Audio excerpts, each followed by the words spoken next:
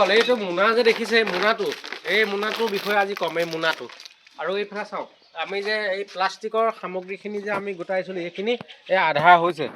এই দেখিছে এইবিলাক এনেকৈ গোটাইছোঁ। আৰু কথা হ'ল আগৰ দিনত মানে যেতিয়া আমি বজাৰলৈ যাওঁ এনেকুৱা মোনা 3খন মোনা থাকে। এখন মোনা মাছ মাংস মোনা থাকে এখন, তাৰপিছতে আপোনাৰ এখন মোনা থাকে শাক পাচলি অনা, আৰু এখন মানে মোনা থাকে চাউল তাউল কিবা কিবি অনা। 3খন মোনা থাকে। তো কথা হ'ল কি, এতিয়া আমি যে মোনাবিলাক বজাৰলৈ এই মোনাটো কিন্তু অতীজৰ পৰা চলি আহিছে। কিন্তু 90 দশকত যেতিয়া প্লাষ্টিকসমূহ ওলালে, এই প্লাষ্টিকসমূহ ওলাওঁতে বজাৰৰ পৰা আমাক কি কৰে, সেই 1 কেজি 2 কেজি যদি শাক পাচলি কেইটামান লওঁ 1 কেজি এটাত সেই পলিথিন বান্ধি দিয়ে।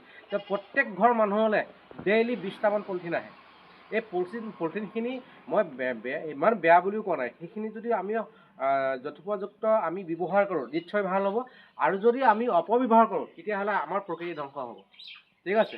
তো সেইকাৰণে প্ৰত্যেক ঘৰ লোকে এটা ডাষ্টবিন বনাই এই প্লাষ্টিকখিনি, বেয়া প্লাষ্টিকখিনি সংগ্ৰহ কৰি তাত হেৰি কৰি থ'ব, জমা কৰি থাকিব। আৰু যেতিয়া এই মোনাখন যেতিয়া লৈ যাব তাত আপোনালোকে পলিথিন নানিব।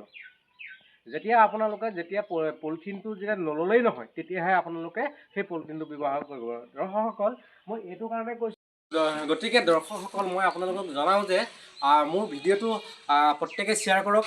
যিহেতুকে পলিথিনটো ইমানেই বাঢ়ি গৈছে যে যেনিয়ে চাওঁ তেনিয়ে ক'ৰবাত নহয় ক'ৰবাত পলিথিন এটা পৰি থাকে। আজি আপুনি বাহিৰৰ দেখাত গ'লে এটা পলিথিন পৰি থাকিব নিদিয়ে। গতিকে আমি প্ৰত্যেকে সচেতন হ'ব লাগিব আৰু প্ৰত্যেকেই পলিথিনৰ প্ৰতি দায়িত্ব লৈ আমি পলিথিনখিনি সৎ ব্যৱহাৰ কৰিব লাগিব। ধন্যবাদ বন্ধুসকল। মোৰ ভিডিঅ'টো যদি ভাল লাগিছে লাইক কমেণ্ট আৰু শ্বেয়াৰ কৰি দিব বুলি আশা কৰিলোঁ। ধন্যবাদ।